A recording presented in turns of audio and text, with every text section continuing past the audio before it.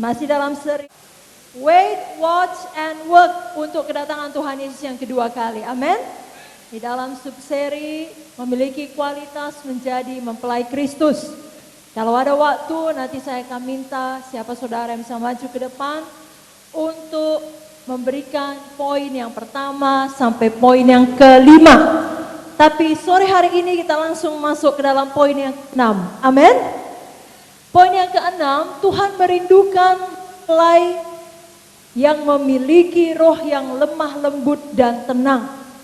Sambil saudara catat, mari ucapkan setelah saya, Tuhan Yesus merindukan saya menjadi mempelai yang memiliki roh yang lemah lembut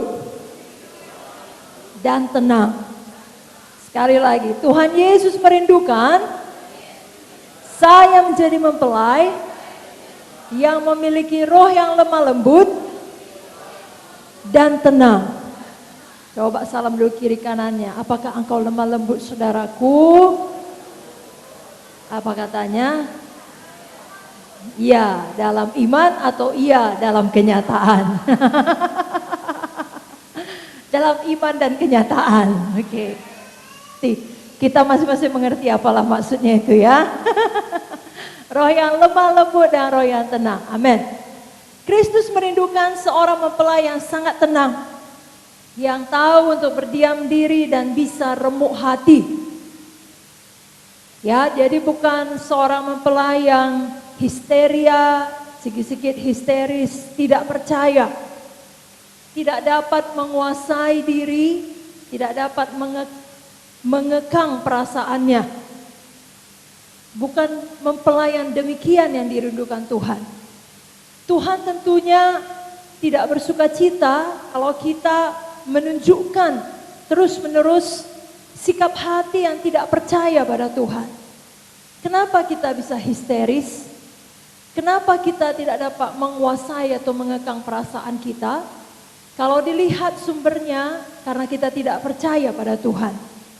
Kalau kita percaya Yesus baik dan kalau kita percaya Yesus memelihara hidup kita, Yesus mengasihi kita, Yesus tidak pernah meninggalkan kita dalam situasi apapun, maka badai kehidupan apapun yang saudara alami, saudara bisa tetap tinggal tenang. Saudara bisa tetap setia. Saudara dapat memiliki roh yang lemah lembut. Dan saudara dapat menguasai diri saudara. Kenapa? Karena saudara percaya pada Tuhan. Bangun dulu semuanya. Sudah bangun? Bilang amin. Bagus.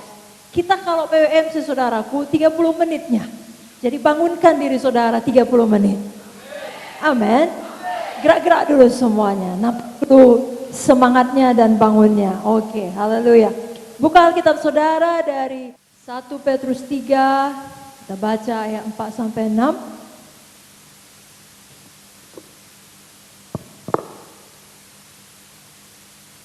Dapat saudara? 1, 2, 3 ya. Tetapi perhiasanmu ialah manusia batiniah yang tersembunyi dengan perhiasan yang tidak binasa, yang berasal dari roh yang lemah lembut dan tentram, yang sangat berharga di mata Allah. Sebab demikianlah caranya perempuan-perempuan kudus dahulu berdandan, yaitu perempuan-perempuan yang menaruh pengharapannya kepada Allah. Mereka tunduk kepada suaminya, sama seperti Sarah taat kepada Abraham dan menamai dia tuannya, dan kamu adalah anak-anaknya jika kamu berbuat baik dan tidak takut akan ancaman. Coba baca sekali lagi ayat 4, 1, 2, 3 ya. Tetapi perhiasanmu ialah manusia batiniah yang tersembunyi dengan perhiasan yang tidak binasa, yang berasal dari roh yang lemah lembut dan tentram, yang sangat berharga di mata Allah. Jadi yang Tuhan lihat adalah kita yang sebenarnya. Siapakah saudara bentuknya? Siapakah saudara yang sesungguhnya? Yang nampak dari luar ini atau yang di dalam? Yang mana? Yang di dalam. Jadi Tuhan mengajari kita kita untuk membangun manusia yang di dalam, manusia batiniah, manusia roh. Itulah perhiasan yang sesungguhnya. Saudara bangun pagi, saudara tentunya kalau mau beribadah, kalau mau bekerja, beraktivitas, mandi dulu kan, sisiran dulu, dan pakaian yang baik. Itu kita mengerti secara manusia badaniah. Tolong ini secara batiniah saudara lebih mengerti. Amin. Jangan tiap hari bangun batiniah saudara dibiarkan kotor, dibiarkan tidak terawat, dibiarkan tidak terurus. Saudara pastikan saudara memakai perhiasan batiniah. Karena itulah yang kekal, itulah yang tidak binasa, itulah yang berharga di mata Tuhan. Itulah saudara yang sebenarnya. Hati saudara, isinya saudara. Dan itu berasal dari roh yang lemah lembut dan tentram, yang sangat berharga di mata Tuhan. Jadi kalau di mata dunia ini, saudara berharga ketika punya tas bermerek, atau memakai makeup terbaik, atau berkendara dengan mobil yang paling bagus.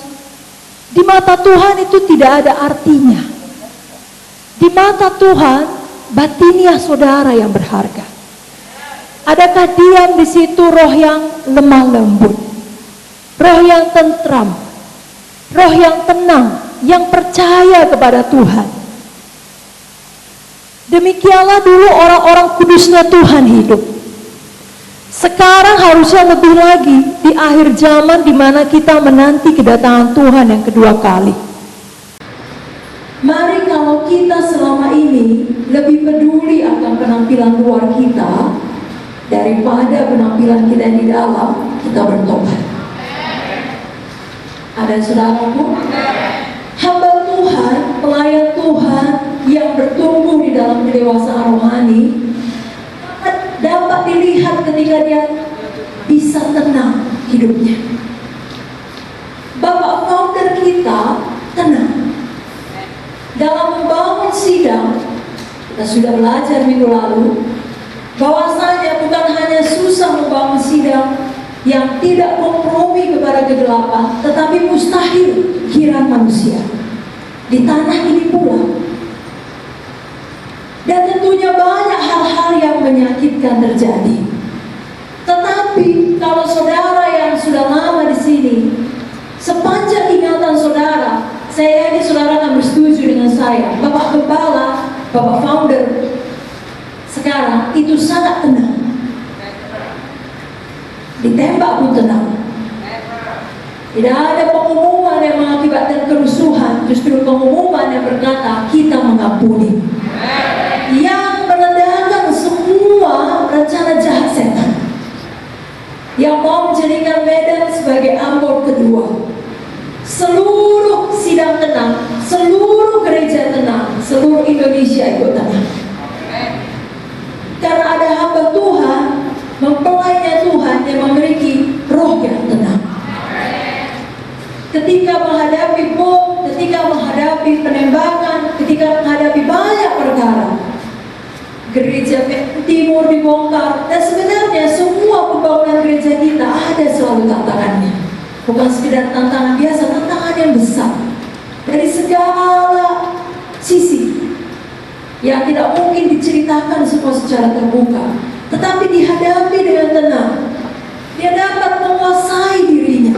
Firman Tuhan yang disampaikannya tetap firman Tuhan yang berasal dari Tuhan, bukan berasal dari emosinya.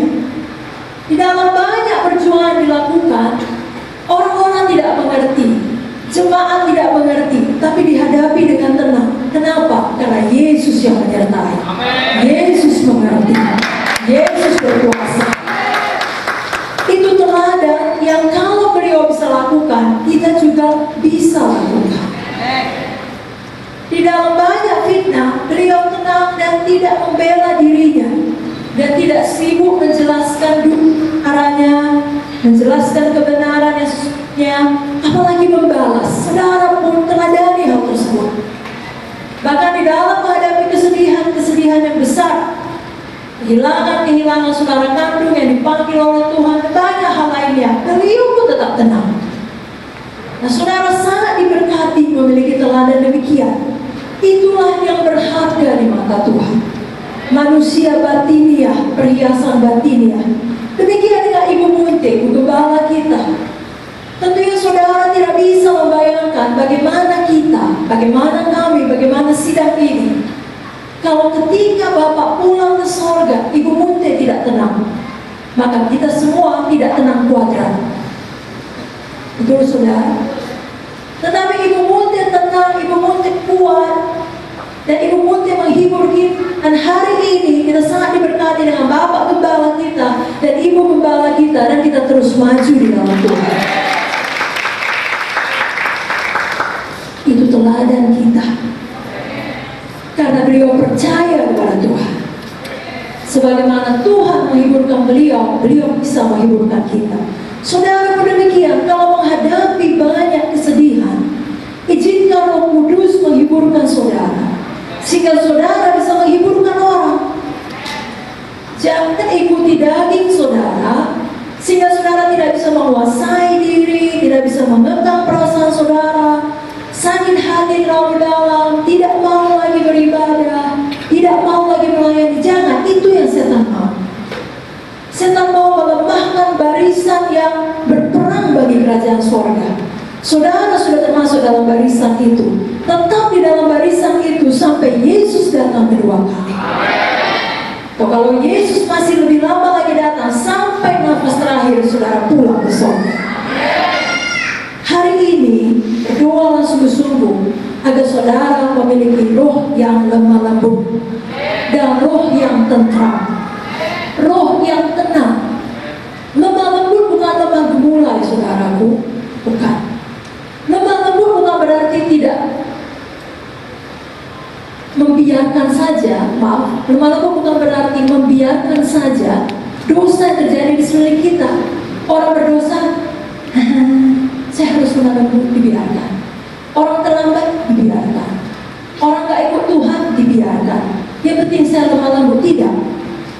Tuhan Yesus dikatakan lemah lembut dan rendah hati. Amin, saudara. Tapi Tuhan Yesus ketika melihat ketidakbenaran, selalu dengan tidak takut menyatakannya. Bahkan kalau saudara baca kitab Matius, berapa puluh kali dia akan berkata, kalau dalam zaman sekarang kita akan katakan perkataan itu kasar. Tapi tidak, karena memang datang dari hatinya. Kasih tidak bersuka cita karena ketidakbenaran, karena ketidakadilan, tapi justru bersuka cita karena kebenaran. Dan kasih itu juga lemah lembut. Jadi Tuhan Yesus teladan kita juga mengatakan kepada orang yang tidak benar, hai kamu keturunan ulat beludak. Ada enggak? Ada.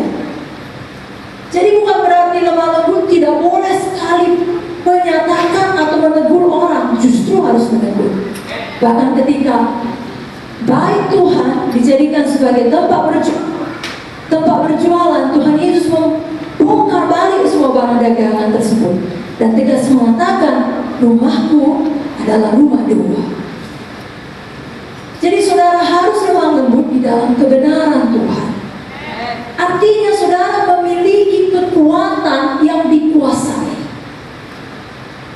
Sama seperti seorang anggota kepolisian, dia punya kekuatan, seluruh force di belakang dia, Polri mendukung dia, dan dia sendiri juga punya kekuatan kuasa, punya pistol yang dapat dia gunakan, dan kalau ditujukan kepada manusia, kepada bagian yang vital, pasti mati. Tapi dia punya pengendalian diri. Dia tidak sembarangan kemana-mana, dong. Wah, dia yang masuk penjara, saudara. Betul. Tapi kalau menghadapi geng narkoba, perampok, pembegal yang melawan, itu bisa dia gunakan. Demikian kalau saudara berjalan dalam lemah lembut yang benar, saudara menegur di dalam kasih, tetap kekuasaan diri ada, bukan menjadi Itu kira-kira. Mengulanginya pun saya tidak bisa. Maksudnya, saudara beralasan saya menegur dia, tetapi emosi yang berkuasa. Tidak ada roh ketentraman di situ. Itu bukan mempelai yang dirindukan Tuhan. Mari kita bertumbuh. Tuhan Yesus lemah lembut, tapi Tuhan Yesus perkasa. Saudara, perkasalah di dalam kuasa Tuhan. Dan saudaraku, perkataan saudara berkuasa. Letakkan tangan saudara berkuasa. Saudara dengarkan pada hari Kamis malam, selesai doa syafaat, pemimpin kelompok sel dan pesek Peninsula berkumpul di sini. Ibu Monte melayani dan membagikan sedikit. Kalau bukan karena kuasa Tuhan yang menyertai, adalah lebih baik bagi beliau untuk tetap tinggal di dalam profesi lama sebagai dokter. Tetapi kuasa Tuhan memang benar-benar menyertai. Di mana jiwa-jiwa kalau didoakan sembuh penyakitnya dan berubah hidupnya, berubah jalan hidupnya, berubah masa depannya.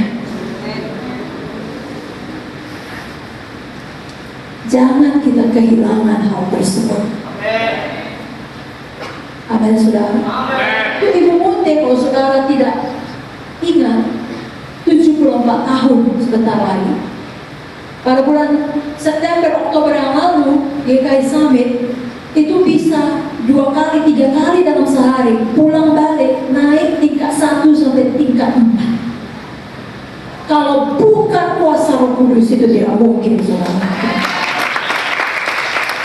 Jadi saudara, kalau disuruh melayani kebaktian 1, kebaktian 2 sudah merengek, ya, saudara perlu bertanya di mana kuasa Roh Kudus tersebut. Mari hidup di dalam kuasa Roh Kudus. Itulah perhiasan tak yang terjadi. Lakukan hal yang sama dalam hidup kita sekarang. Mari kita tinggal tenang. Bacalah Yesaya 30 ayat 15.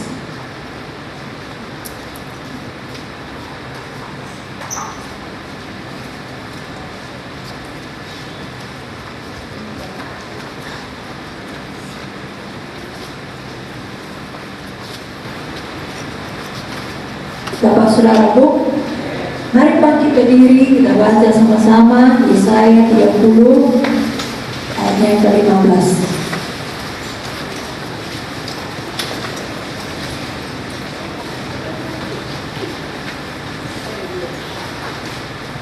Satu, dua, tiga, ya. Sebab beginilah firman Tuhan Allah yang Maha Kudus, Allah Israel. Dengan bertobat dan tinggal diam, kamu akan diselamatkan. Dalam tinggal tenang dan percaya terletak kekuatanmu, tetapi kamu enggak. Jangan lagi demikian. Kekuatan kita terbatas. Kekuatan Tuhan tidak terbatas. Jadi kalau saudara tahu saudara usahakan pun tidak akan bisa beres, itulah saatnya mencari wajah Tuhan. Tinggal tenang dan menunggu Tuhan menyatakan kuasanya. Karena pertolongan Tuhan bagi kita tidak akan pernah terlambat. Coba hafalkan sebentar. Dengan bertobat dan tinggal diam, saya akan diselamatkan. Sekali lagi, dengan bertobat dan tinggal diam, saya akan diselamatkan. Diam sejenak, tanya Roh Kudus, dari apa saja perlu bertobat. Amin. Sekali lagi kita ucapkan, dengan bertobat dan tinggal tenang, saya akan diselamatkan. Dalam tinggal tenang dan percaya terletak kekuatan saya. Saya percaya ya Tuhan. Sekali lagi, dengan bertobat dan tinggal diam, saya akan diselamatkan. Dalam tinggal tenang dan percaya terletak kekuatan saya. Saya tidak enggan. Saya percaya ya Tuhan. Sekali lagi, angkat tangan saudara, tutup mata saudara. Dengan bertobat dan tinggal diam, saya akan diselamatkan. Dalam tinggal tenang dan percaya terletak kekuatan saya. Saya tidak enggan. Saya percaya ya Tuhan. Yang betul-betul percaya katakan amin. Berikan tepuk tangan bagi Tuhan Yesus. Silakan hidup saudaraku. Tuhan Yesus sendiri lemah lembut dan rendah hati. Matius 11 ayat 28 sampai 29.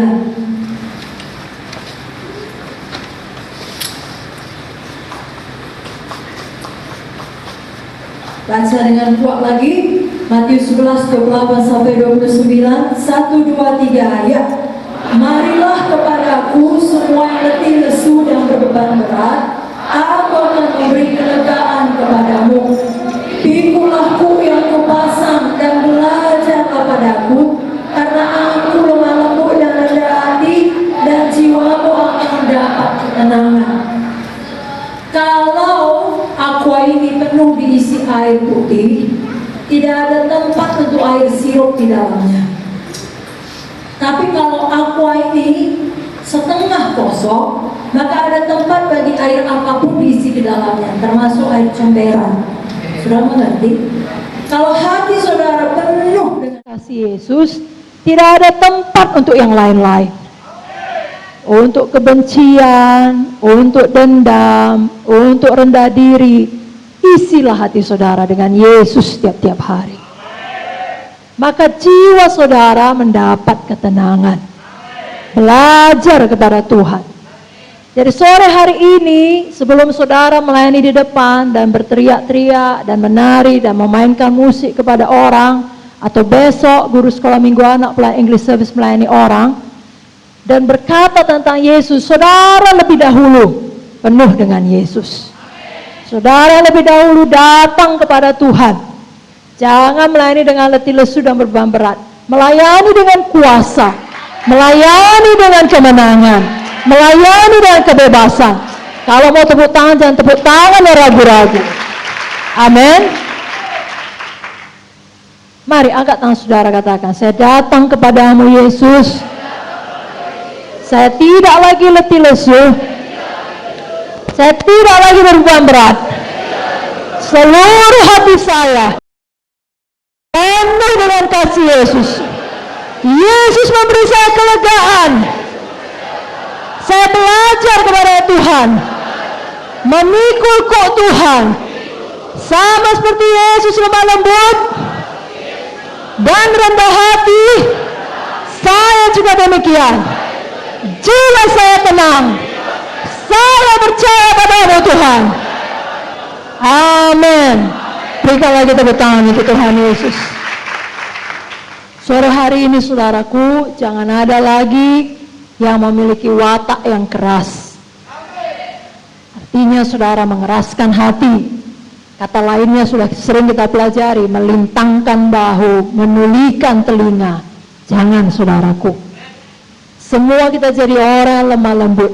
Dan jangan ada pula yang masih suka membalas dendam, tidak mau mengampuni. Ini akan membawa perpecahan, bahkan dalam rumah perceraian. Di dalam Markus 10, saya bacakan ayat 4-9. Jawab mereka, Musa memberi izin untuk menceraikannya dengan membuat surat cerai. Lalu kata Yesus kepada mereka, justru karena ketegaran hatimu lah. Semua berkata ketegaran hati, kekerasan hati. Maka Musa menuliskan perintah ini untuk kamu. Sebab pada awal dunia Allah menjadikan mereka laki-laki dan perempuan. Sebab itu laki-laki akan meninggalkan ayahnya dan ibunya dan bersatu dengan istrinya, sehingga keduanya menjadi satu daging. Demikianlah mereka bukan lagi dua melainkan satu. Karena apa yang telah dipersatukan Allah tidak boleh diceraikan manusia. Tapi hati yang keras, tidak dapat dan tidak mau mengampuni, tidak mau peduli lagi, maka karena ketegaran hati tersebut orang bisa tetap bercerai.